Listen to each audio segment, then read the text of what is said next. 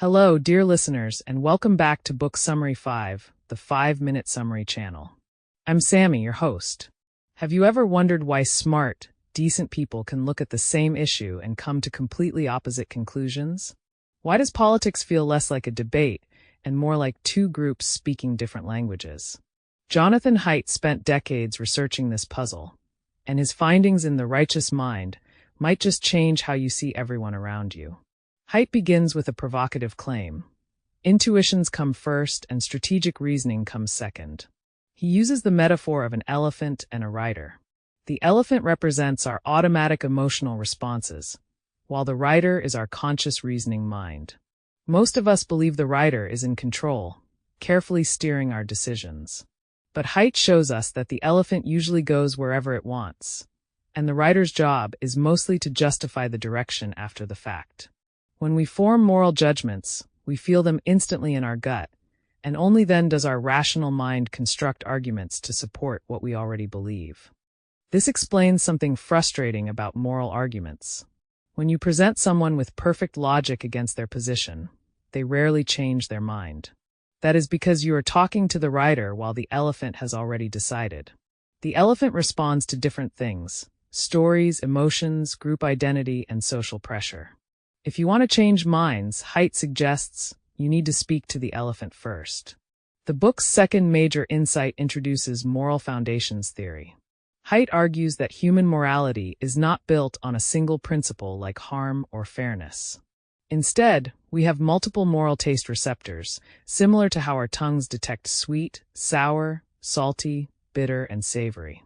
He identifies 6 moral foundations.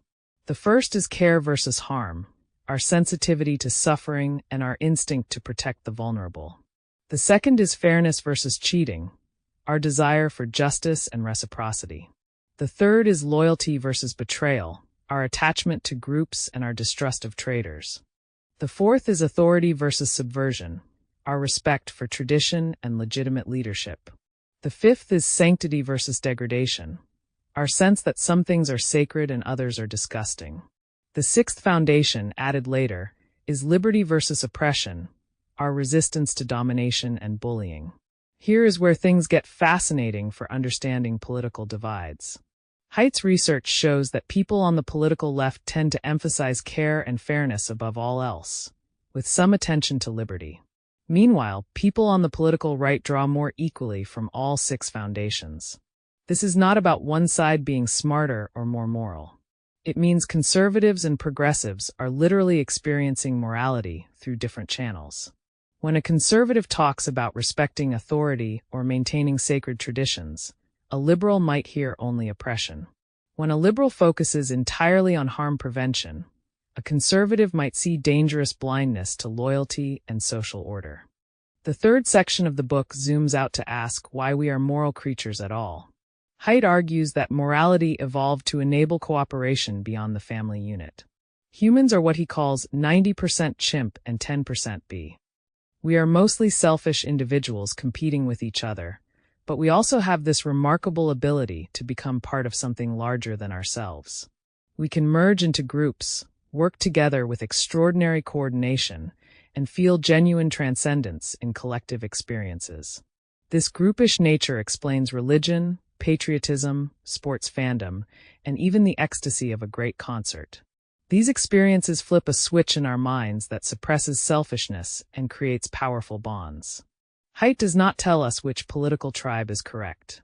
Instead, he offers something more valuable: understanding. Once you grasp that your political opponents are not evil or stupid, but are simply prioritizing different moral foundations, genuine dialogue becomes possible. You can learn to present your ideas in ways that speak to their elephant, not just your own. You can appreciate that a healthy society might actually need voices emphasizing different moral foundations to avoid dangerous blind spots. The Righteous Mind ultimately invites us to intellectual humility.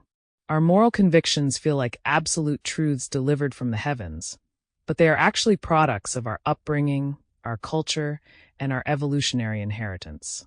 Recognizing this does not make morality meaningless.